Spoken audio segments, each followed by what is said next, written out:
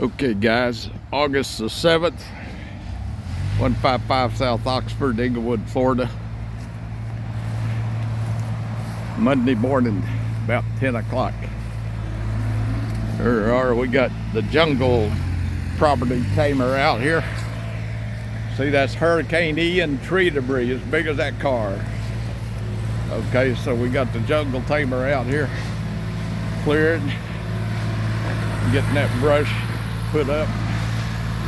We got two devices. We got this little bobcat going, and then back in the back, I won't get on this video, but we got a tree mulcher sorts. Gotta mulch it up. Yep, all in a day's work here. Yes, it is.